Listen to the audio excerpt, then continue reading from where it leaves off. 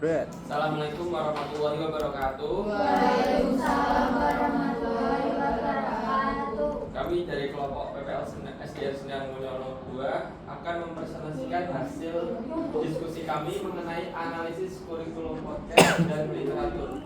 Sebelumnya perkenalkan anggota dari kelompok PPL SDN Sendang Mulyono 2, Pramudian Wiratnasari, Reza Aulia Indira, Romna Istiari, Salsabila Enestia, Siti Khotijah, Syarifah Dwi Saputri, Wahyu Putra Aji, dan Yolanya Esa Sukman.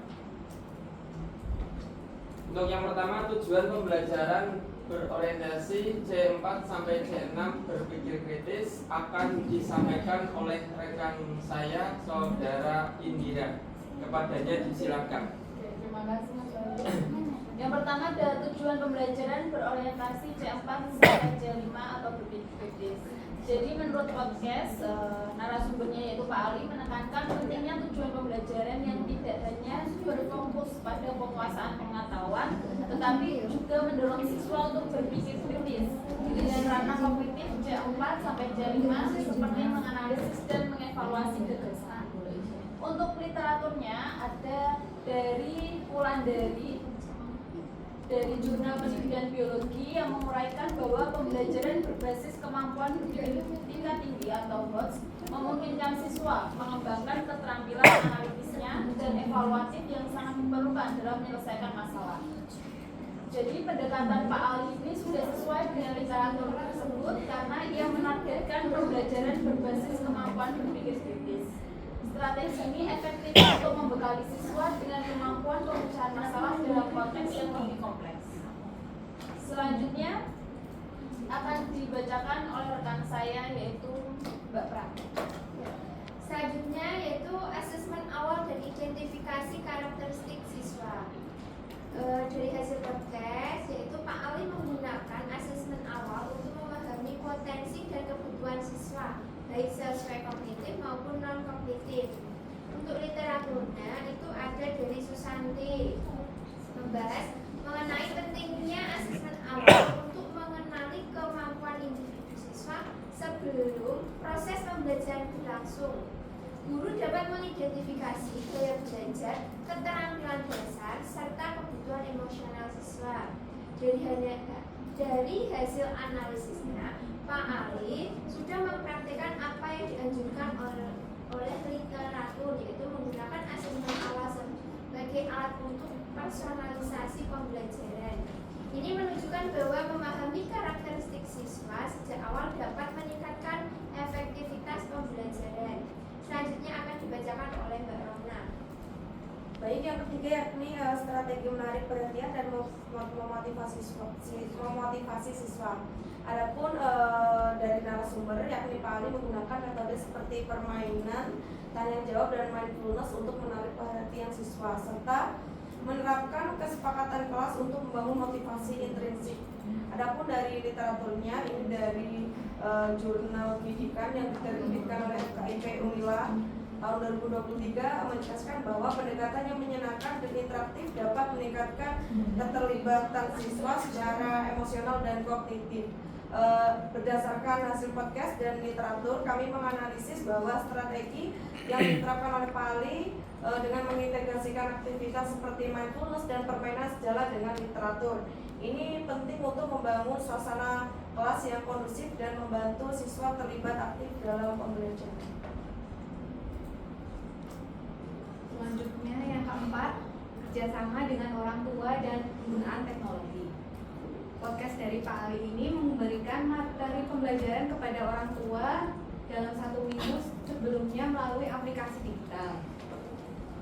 Literaturnya diambil dari Jurnal Wulandari, juga menyoroti bahwa penggunaan teknologi dalam pembelajaran termasuk komunikasi dengan orang tua dapat meningkatkan keberhasilan siswa.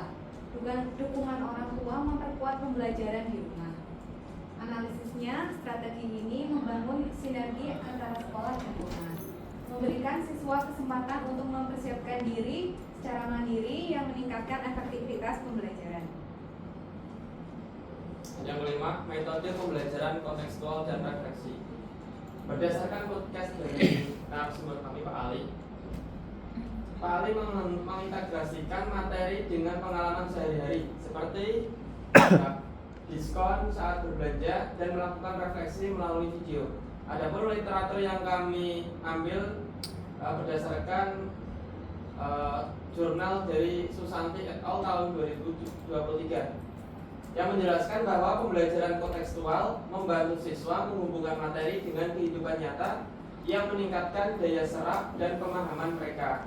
Dari literatur yang kami ambil, kami menganalisis bahwa Pak Ali mengadopsi pendekatan ini dengan baik, menggunakan pembelajaran berbasis konteks untuk membangun relevansi dan motivasi siswa.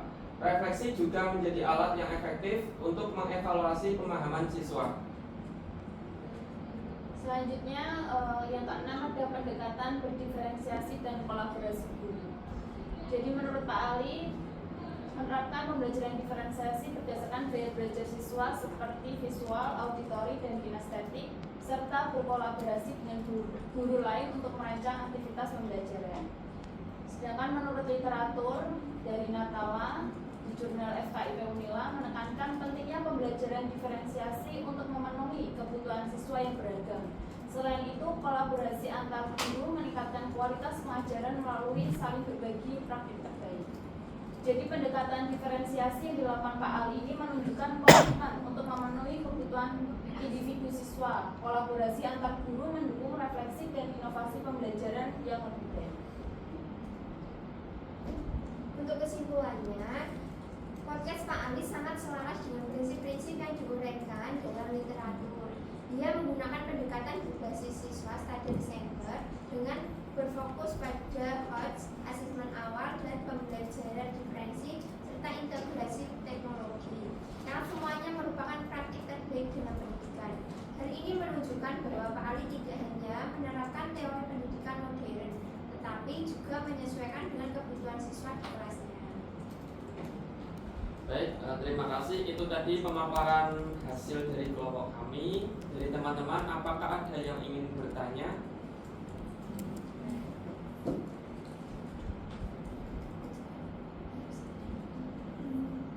Harus ada yang bertanya minimal satu. Silakan dari kelompok semua. Oke, atau Sabes.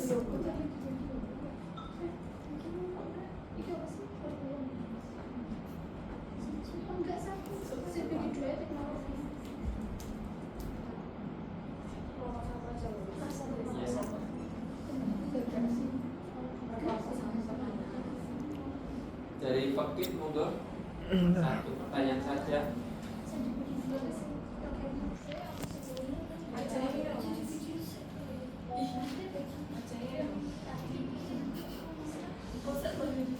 Tiga. Mau tanya? Iya. Saya Nova Malina dari kelompok Sabes 01.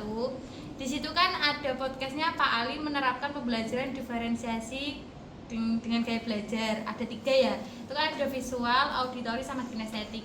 Kira-kira yang digunakan Pak Ali itu medianya seperti apa? Untuk yang visual, auditori, sama kinestetiknya. Terima kasih. Okay. Baik, terima kasih dari kelompok Sabes. Pertanyaannya. Mohon izin berdiskusi dulu untuk menjawab pertanyaan dari kelompok Sabes. Astagfirullah.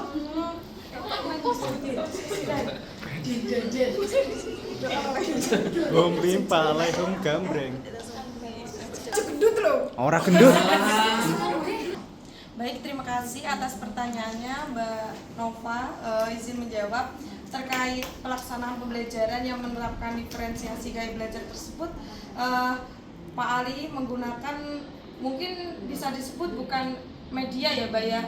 Dalam praktiknya Pak Ali itu menggunakan pendekatan diferensiasi proses, di mana ketika visualnya beliau menggunakan sejenis gambar serta tulisan. Jadi siswa yang menggunakan visual pendekatan visual, mereka membaca dan mengamati gambar seperti itu. Sedangkan yang gaya belajar visual audio, beliau menggunakan media YouTube atau dengan menggunakan pendekatan audio dari YouTube-nya. Kemudian yang kinestetik, beliau menerapkan semacam pembelajaran di lapangan seperti itu. Jadi siswa waktu itu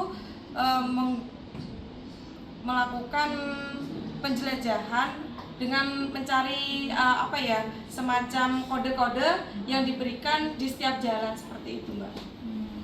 Kalau berarti kinestetiknya lebih ke di luar kelas ya? Betul. Oke. Dan menurut saya itu lebih efektif daripada harus di dalam kelas, kemudian siswa tidak mengetahui pembelajaran yang sebenarnya di luar kelasnya seperti itu. Cukup, terima kasih. Baik, terima kasih pertanyaan dari kelompok Sabes. Silakan dari kelompok Tokit mengajukan satu pertanyaan saja.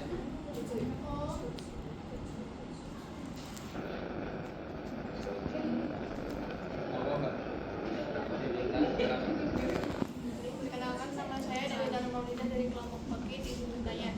Tadi di bagian kumpulan kan dijelaskan Ya. kalau Pak Ali itu berfokus pada HOTS. Bisa dijelaskan tidak bagaimana fokus di HOTS itu pelaksanaannya bagaimana? Terima kasih. Terima kasih pertanyaannya. Langsung saja akan coba saya jawab. Jadi Pak Ali itu berfokus pada HOTS memang pada tujuan pembelajaran yang dirancang di modul belajar itu menggunakan kata kerja operasional C4 ke atas, Mbak. Jadi siswa itu dalam evaluasinya diharapkan dapat menganalisis dari suatu teks bacaan atau sebuah kejadian peristiwa, tidak hanya bisa menyebutkan atau menjelaskan, tapi bisa menganalisis atau mengkreasikan dari pikirannya sendiri. Diharapkan seperti itu. Terus itu saja sih yang kemarin saya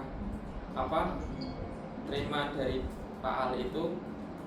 Intinya Pak Ali merancang modul ajar itu memang tujuan pembelajarannya diambil C4 ke atas, Mbak. Seperti itu. Terima kasih.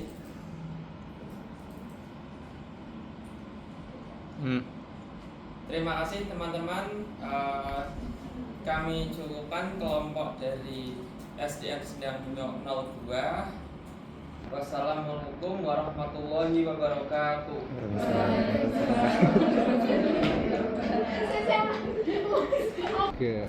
Terima kasih. Itu tadi presentasi dari kelompok kami. Kurang lebihnya kami mohon maaf. Wassalamualaikum warahmatullahi wabarakatuh. Waalaikumsalam warahmatullahi wabarakatuh.